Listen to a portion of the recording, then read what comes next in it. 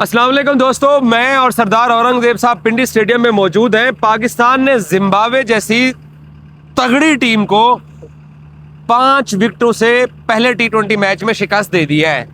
अब बंदा मतलब क्या बाबर आजम के सिफर के ऊपर मैं अब बैठ के बात करना शुरू कर दूं, साहबजादा फरहान की मैं शॉट के ऊपर या इनिंग्स के ऊपर मैं क्या बात करूं।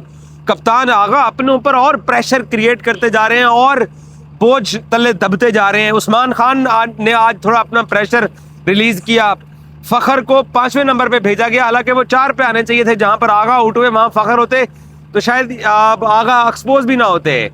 और बॉलिंग में पहले जो 8-9 ओवर थे 72 रन के ऊपर उनकी हमने पहली विकेट जाके गिराई है। और ये बहुत दिनों से होता आ रहा है हमारे साथ।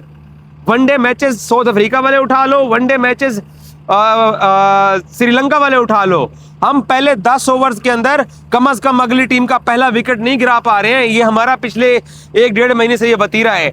लेकिन ओवरऑल रिजल्ट देखा जाए तो वो पाकिस्तान के हक में आया है। बट मैं कम से कम इस जीत को एक कंफर्ट विन नहीं कह सकता, लेकिन एक मार्जिन आपको जिम्बाब्वे को जरूर देना चाहिए कि T20 4 ओवर एक बॉलर का कोटा होता है, सारे जान मारते हैं।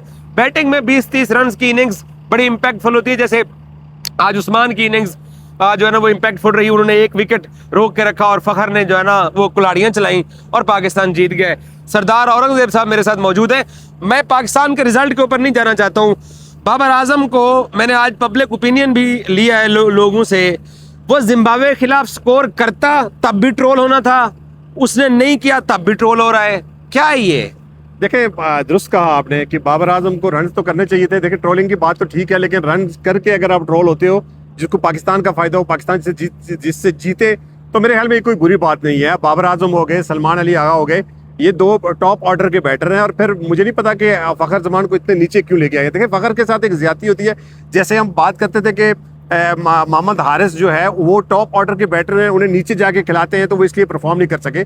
तो फखर एक ऐसा बैटर है कि वो अगर ओपनर परफॉर्म नहीं करता तो फखर 5वें नंबर से ऊपर आ जाता है। अगर वो 5वें नंबर पे फ्लॉप होता है तो फखर को ओपनिंग से हटा के 5वें नंबर पे, और जिस नंबर पे भी फखर जमान को बैटिंग के लिए भेजे वहां पे परफॉर्म करता है। आज के वो 42 रन की इनिंग्स अगर ना होती तो मेरे ख्याल में पाकिस्तान बहुत मुश्किल सूरत हाल से 2-4 हो सकता था। तो फखर जमान जैसा बैटर जो फॉर्म में है, फखर की तारीफें करना शुरू हो गया। मैं बाबर आजम के ऊपर जो ट्रोलिंग हो रही है उसके ऊपर मैं बात करना चाह रहा हूं। बाबर आजम डेफिनेटली जब रन नहीं करेंगे तो ट्रोलिंग ही होगी ना। आप कह रहे हैं कि ट्रोलिंग अगर रन करते फिर भी होती, तो मैं ये कह रहा हूं कि अगर वो रन करके ट्रोल होते, पाकिस्तान को जिता के होते तो कोई मैटर नहीं करता, जिम्बाब्वे के खिलाफ उसका बैट बिठा लेते तो क्या हारी थी।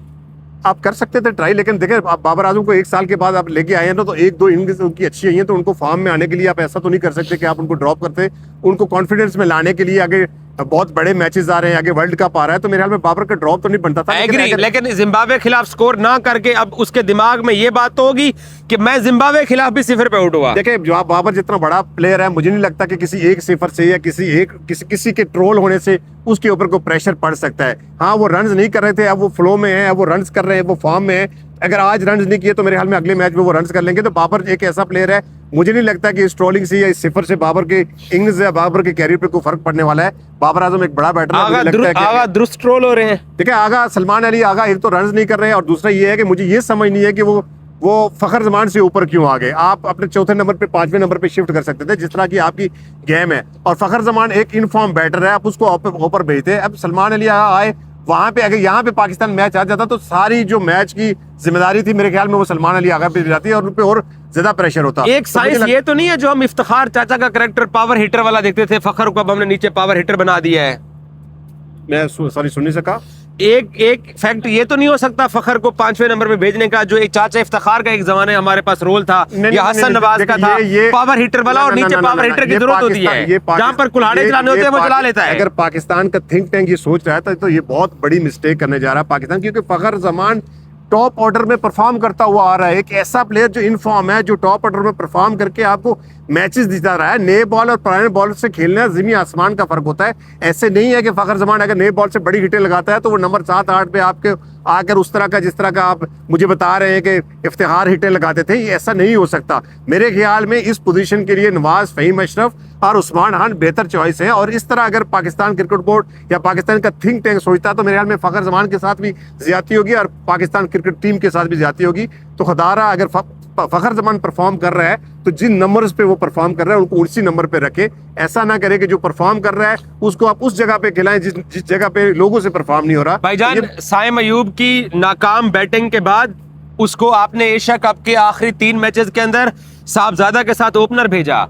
कहीं पे वो नंबर 3 खेल लेता है, कहीं नंबर 4 खेल लेता है, कहीं नंबर 5 खेल लेता है। फौजी तो ट्रेवल कर रहा है, मुझे लगता है कोई 8-10 किलोमीटर तो अब तक वो ट्रेवल कर चुका होगा पिचेस के ऊपर जो उसके नंबर है। थोड़ी देर पहले मैं आपको कहूँगा इतना फ्लेक्सिबल फखर जमान को क्रिकेट बोर्ड ने रखा हुआ है कि अगर 1 नंबर पे कोई परफॉर्म नहीं करता तो 5वें नंबर से उठा को डायरेक्ट 1 नंबर पे फेंक देते हैं, और अगर 5वें नंबर वाला फेल होता है तो 1 नंबर से उठा के 5वें नंबर पे, और फिर भी वो बंदा हर जगह पे परफॉर्म कर रहा है। तो ऐसा प्लेयर पाकिस्तान को कहाँ मिलेगा?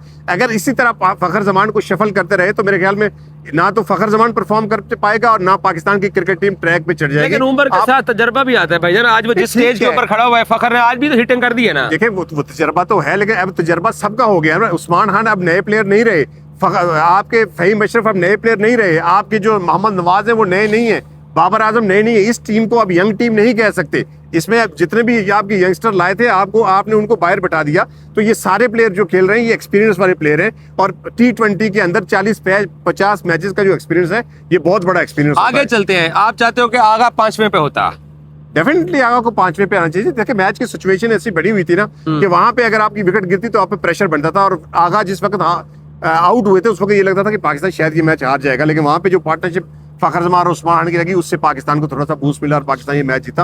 और वहां पे अगर हारता तो डेफिनेटली सारे मैच का जो भी रिजल्ट आता उसका अगर हार की सूरत में आता तो उसका जिम्मेदार डेफिनेटली सलमान अली आगा थे। साहबजादा फरहान का वही प्रॉब्लम है, 12 रन पे भी अगर 3 बाउंड्रीज हैं तो फिर भी उनको बॉल देखें कि कितनी बॉल के स्ट्राइक रोटेट ना होने चाहिए उसको, मेरे ख्याल से 150 प्लस स्ट्राइक रोटेट ना होने की वजह से वो जो प्रेशर है ना डॉट्स बॉल का, वो जो परसेंटेज है बहुत ज्यादा डिस्कस होना शुरू हो गई है कि 53-54% डॉट्स बॉल खेलते हैं साहबजादा फरहान। मेरे ख्याल में उस प्रेशर को देखते हुए शायद वो कोशिश कर रहे थे कि मैं अब दायरे के अंदर भी सिंगल डबल करूँ, स्ट्राइक रोटेट करूँ, तो वो भी थोड़ा सा प्रेशर में आ गए। उन्हें अपनी नेचुरल गेम खेलनी चाहिए, और ये कोई बड़ी रॉकेट साइंस नहीं है।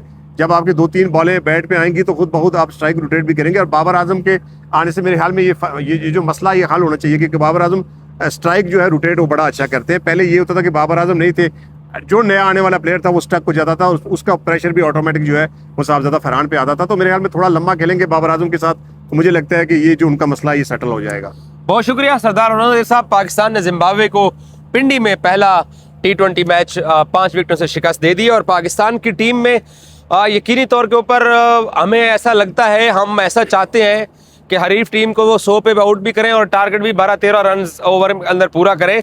लेकिन T20 क्रिकेट है, मुश्किलात भी होती हैं, बट 2 प्लेयर स्पेशली कप्तान आगा और बाबर आजम का जो स्कोर ना करना है वो अच्छी चीज़ नहीं है। दोनों को स्कोर करना चाहिए, और स्पेशली बाबर के ऊपर तो इसलिए मैं कहता हूं कि हालांकि बाबर ने एक मैन ऑफ द सीरीज लिया और लास्ट T20 के अंदर भी स्कोर किया है, बट जब बाबर स्कोर नहीं करेगा भाई ट्रोल होगा। अब वो जिम्बाब्वे खिलाफ स्कोर ना करके भी गंदा हो रहा है, और वो जिम्बाब्वे खिलाफ आज 50 भी करता तो तब भी हमारे बहुत सारे दोस्त हैं उन्होंने कहना था देखें जिम्बाब्वे खिलाफ उसने जनाब 50 मार दी है। सो इसलिए मैं तो ये चाहूंगा कि अगला जो जिम्बाब्वे और पाकिस्तान का मैच है बाबर ना ही खेले तो अच्छा है, और अपने ऊपर प्रेशर भी ना ले। अब साहब उसको भी लगता होगा है मैंने जिम्बाब्वे खिलाफ नहीं किया, जो कि 10वें-12वें की टीम है।